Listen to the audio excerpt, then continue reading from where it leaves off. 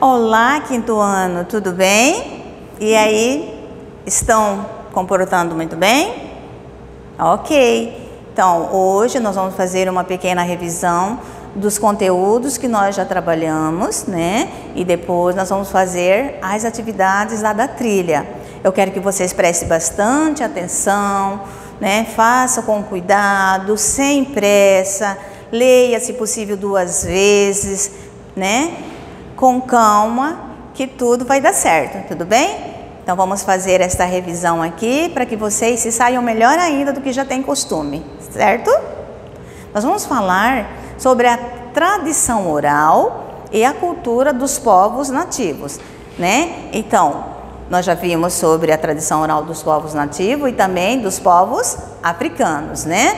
Na tradição oral, os conhecimentos, eles são passados através de quê? Da oralidade, ou seja, do canto, da música, das histórias. É aquele conhecimento passado sem o uso da escrita, porque não tem a escrita, então os conhecimentos são passados através da oralidade, né? E esses conhecimentos sempre são passados, né, por uma pessoa mais velha, né, que ela tem esse costume de passar. Vamos lá então? Na tradição oral, os conhecimentos são compartilhados por meio da fala ou do canto sem o uso da escrita. Tudo bem até aí? Ok. Essa maneira de compartilhar possibilita o quê? O que vai possibilitar? A preservação da história e a cultura dos antepassados. Então, quem está passando esse conhecimento hoje, um dia foi criança, um dia ouviu as histórias, e aí cresceu, e o que ele vai fazer? Vai continuar passando essas histórias para as futuras gerações, ou seja, são conhecimentos que vai sendo passado de geração em geração, né? Para que ela seja preservada. Essas histórias, né, podem ser a respeito do quê? Quais são essas histórias que são passadas para eles? A respeito da origem do mundo, pode ser também das aventuras de um antepassado, né? Ou um fato que aconteceu recentemente, dentre outras, né? Elas também procuram preservar o quê? A língua. Preservar a língua deles, certo? O vestuário, as técnicas de produção de algum objeto, como é que faz uma canoa, como é que faz um arco, uma flecha. Então, são as técnicas, são todos um conhecimento que são passados. E à medida que eles vão crescendo, eles vão aperfeiçoando e vai ensinando os mais novos a fazer esse instrumento, né? Esse objeto. Ou seja, vai sendo passado de geração em geração, e isso vai o quê? Vai preservando a cultura deles, através da oralidade, através dos atos. Aqui nós temos o quê? Temos uma imagem, né, de crianças brincando. Isso é uma brincadeira, né, típica dos indígenas, que eles estão usando várias cabeças, né, de cabaça, né, enfiado para baixo, e provavelmente deve ter uma técnica ali de quem acerta, né, determinado objeto ali. Você vê que tem várias crianças participando dessa brincadeira, né?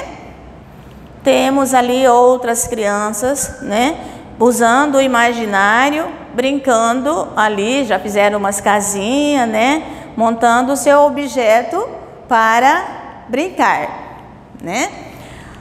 Os indígenas, né, eles se reúnem geralmente em círculo, né, para trocar conhecimento, se reúnem para contar algum caso, para partilhar seus conhecimentos. E aqui temos um momento em que isso está acontecendo, né? Eles estão todos sentados em círculo, né? Estão conversando, está tendo uma troca de conhecimento, né? Estão usando a oralidade, certo?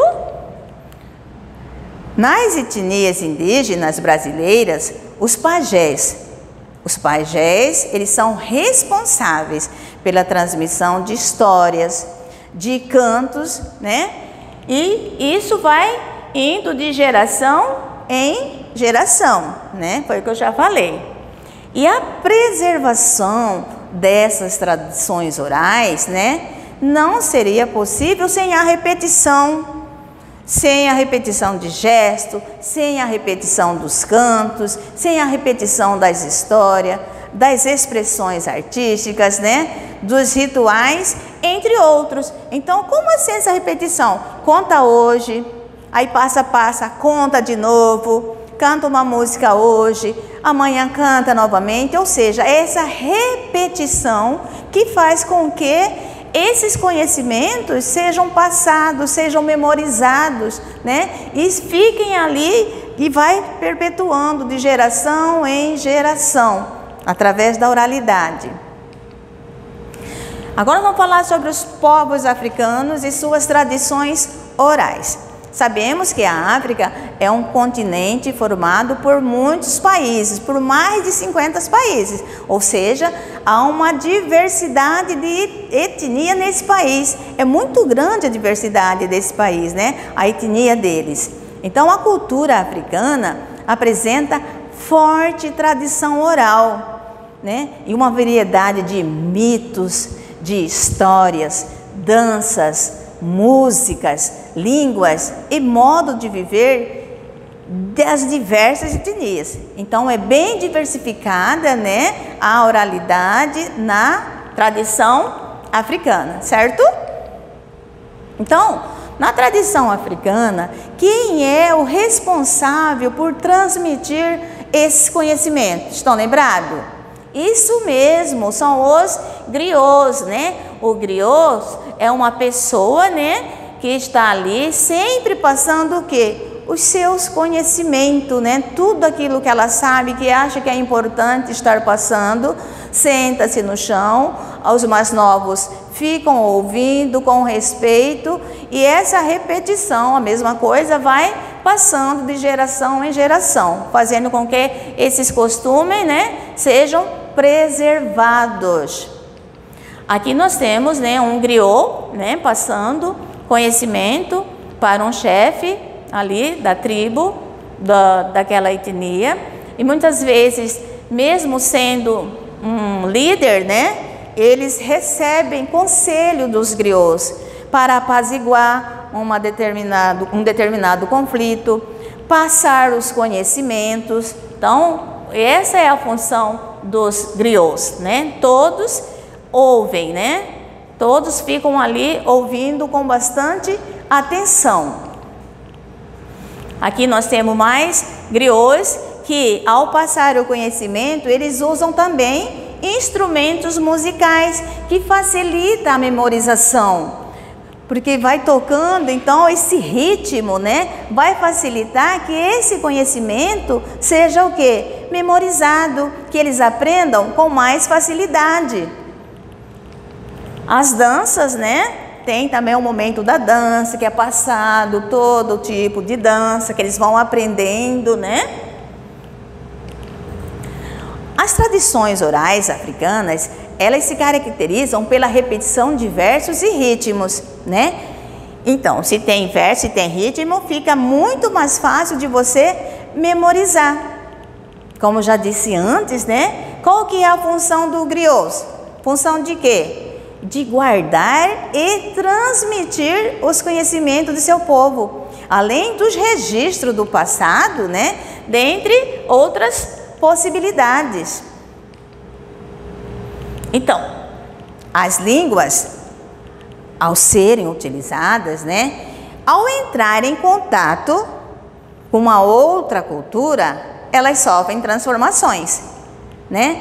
Então, veja bem, você fala o português, está ali acostumado, de repente vem uma outra pessoa, fala uma outra palavra, essa palavra, lentamente, com o passar do tempo, ela vai ser introduzida nesse costume.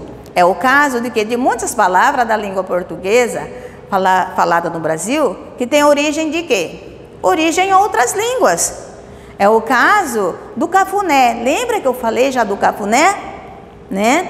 A pessoa está ali fazendo aquele carinho na cabeça para a criança dormir, ou até mesmo é outra pessoa. Então, o cafuné, ela é de origem banto, né?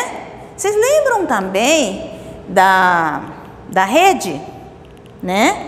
Que o Pero Vaz de Caminha, quando ele viu essa ine, né? Que os indígenas chamavam de ine, ele associou com a rede de pescar, que eles já tinham conhecimento, e isto que os indígenas chamavam de ine, passou, após algum tempo, passou a ser chamado de rede, ou seja, a língua passou por transformação, certo? E aqui nós temos uma senhora fazendo o cafuné nesta criança, ou seja, está acariciando a sua cabeça. Cafuné é de uma origem banto, tudo bem? Espero ter esclarecido para que vocês possam fazer uma trilha com sucesso.